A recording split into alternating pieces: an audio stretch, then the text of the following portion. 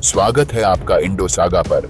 आज हम लेकर आए हैं अर्जुन के अश्वमेध यज्ञ की रोमांचक यात्रा। कैसे अर्जुन ने बभ्रुवाहन से श्राप से मुक्ति पाई, वीर राजाओं का सामना किया और युधिष्ठिर ने इस महान यज्ञ का सफल आयोजन किया। देखिए, धर्म, कर्तव्य और प्रेम से भरी यह महाकाव्य गाथा केवल इंडो सागा पर।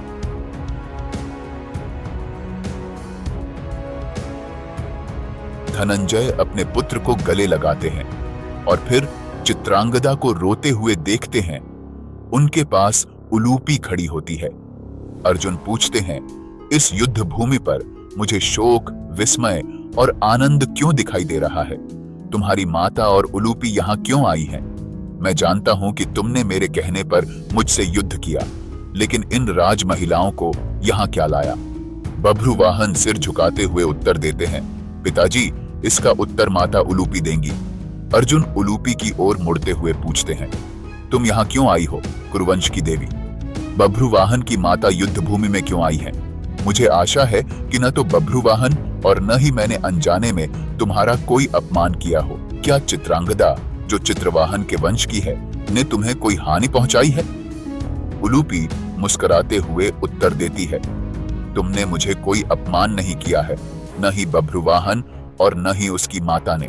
सुनो, मैंने यह सब तुम्हारे भले के लिए ही किया।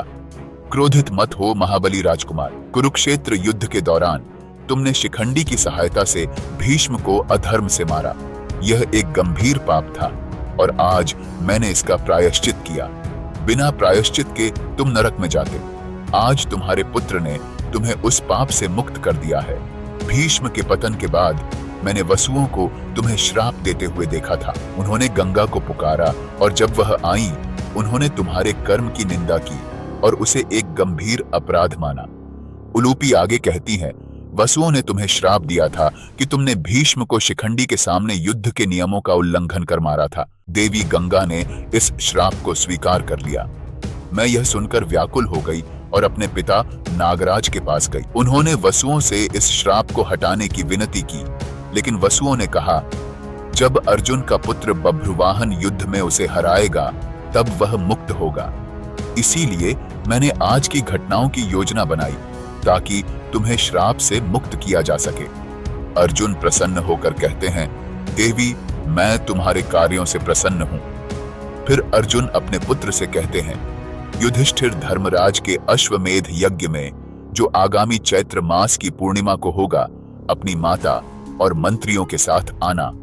बभ्रुवाहन आंसुओं से भरी आंखों के साथ अर्जुन से अनुरोध करता है कि वे रात भर रुकें, पर अर्जुन अपने व्रत के कारण मना करते हुए कहते हैं, मुझे अश्व का अनुसरण करना है।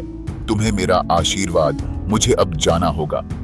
अर्जुन अपने पत्नियों और पुत्र से विदा लेकर अपनी यात्रा पर पुनः निकल पड़ते हैं। घोड़ा भटकता हुआ राजगृह पहुंच जाता है, जहां उसे सहदेव के युवा पुत्र मेघसंधि द्वारा रोका जाता है। पूरी तरह से सशस्त्र मेघसंधि ने अर्जुन को चुनौती देते हुए कहा, यह घोड़ा स्वतंत्र रूप से घूमता है, केवल महिलाओं द्वारा संरक्षित है।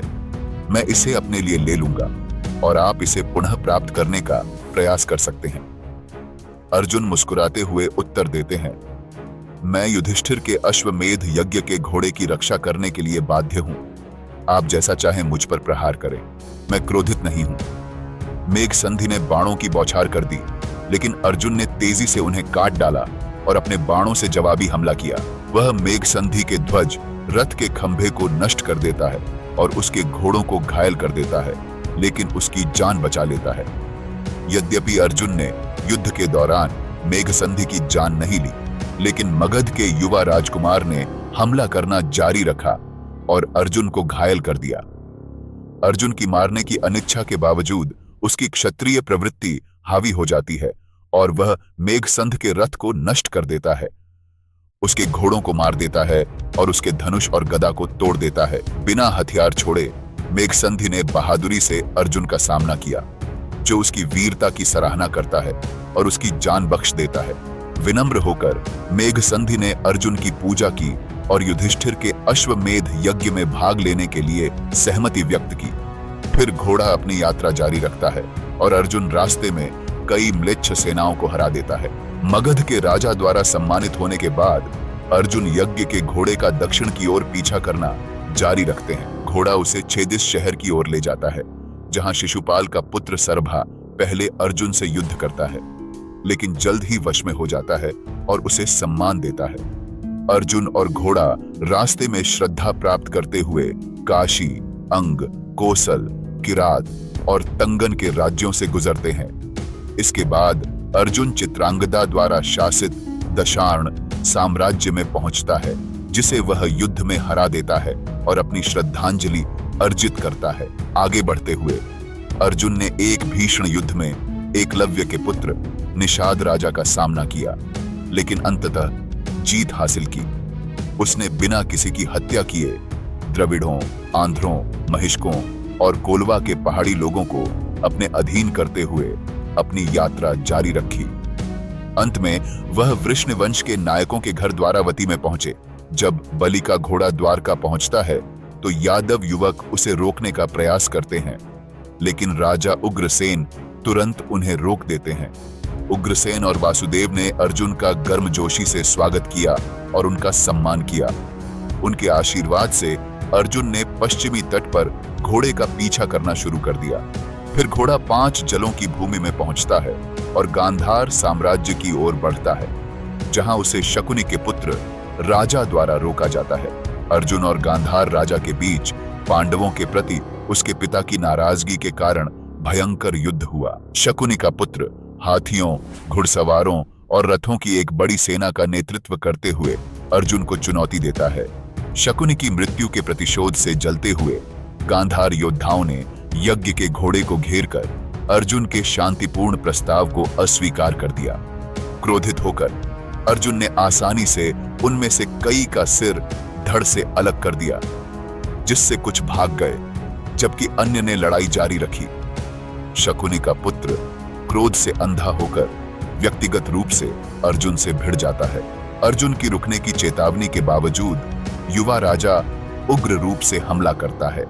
एक तेज चाल में अर्जुन ने एक अर्धचंद्राकार तीर चलाया, जिससे राजा के सिर से मुकुट उड़ गया, जिससे सभी गांधार योद्धा आश्चर्यचकित हो गए। अर्जुन की सटीकता से आश्चर्यचकित होकर गांधार योद्धाओं को एहसास हुआ कि उनके राजकुमार की जान बच गई थी, जब उनके सिर के बजाय उनके मुकुट पर हमला किया गया था। भयभीत होकर वे भाग जाते हैं, जबकि अर्जुन के तीर उनकी सेना को नष्ट करते रहते हैं। एक शक्तिशाली सेना एक बिखरी हुई, घबराई हुई भीड़ में बदल गई। गांधार राजा की मां मंत्रियों के साथ प्रसाद लेकर अर्जुन के पास पहुंची और अपने बेटे से युद्ध रोकने की विनती की। अर्जुन उनका सम्मान करते हुए स्थिति को शांत करता है और राजा को अपने पारिवारिक संबंधों की याद दिलाते हुए बख्श देता है। वह राजा को शत्रुता बंद करने की सलाह देता है और आने वाले चैत्र महीने में युधिष्ठिर के अश्वमेध यज्ञ में उन्हें आमंत्रित करता है। अर्जुन अश्वमेध घोड़े के साथ हस्तिनापुर लौटता है, जिससे युधिष्ठिर को बड़ी प्रसन्नता होती है। अनुकूल समय आने पर युधिष्ठिर अपने भाइयों भीम, नकुल और सहदेव को बुलाते हैं और भीम को माघ पूर्णिमा के निकट यज्ञ के लिए उचित स्थान चुनने का निर्देश देते हैं। अर्जुन की वापसी से उत्साहित भीम विशेषज्ञों के साथ एक सुंदर स्थल का चयन करते हैं और वहां चौड़ी सड़कों और यज्ञशाला का निर्माण शुरू होता है। भीम यज्ञ स्थल की देखरेख करते हुए स्वर्ण, रत्नों और विजय द्वारों से सुसज्जित महलों का निर्माण कराते हैं, जहां राजाओं, ब्राह्मणों और आर्षियों के लिए भव्य आवास होते हैं। देश भर के राजाओं को आमंत्रित किया जाता है, जो खजाने, दासियों, घोड़ों और हथियारों के साथ पहुंचते हैं। युधिष्ठिर व्यक्तिगत रूप से सभी मेहमानों का स्वागत करते हैं, जिनमें विद्वान ब्राह्मण और आर्षि भी शामिल होते हैं। यज्ञ के दौरान भव्य व्यवस्थाओं की तुलना इंद्र के यज्ञ से की जाती है। यज्ञशाला में स्वर्ण कलश और स्तंभ होते हैं और दुर्लभ पशु पक्षियों से यज्ञ स्थल भर जाता है। ब्राह्मण और वैश्य स्वादिष्ट भोजन का आनंद लेते हैं और हजारों लोगों के भोजन के बाद ढोल नगाड़े बजाए जाते हैं। जम्बू द्वीप के हर कोने से लोग इस यज्ञ में शामिल होते हैं।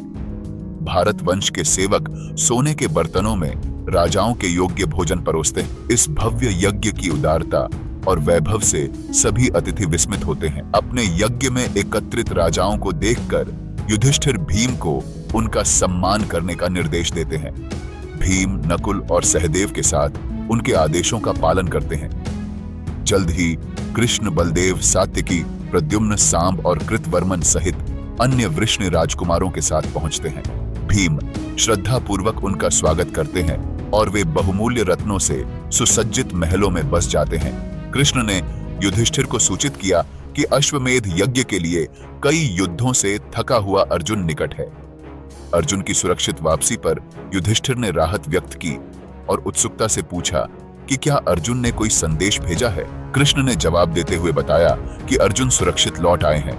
कृष्ण ने अर्जुन का संदेश युधिष्ठिर को दिया और उनसे अश्वमेध यज्ञ में आने वाले राजाओं का सम्मान करने और यह सुनिश्चित करने का आग्रह किया कि राजसूय के विपरीत कोई रक्तपात न हो।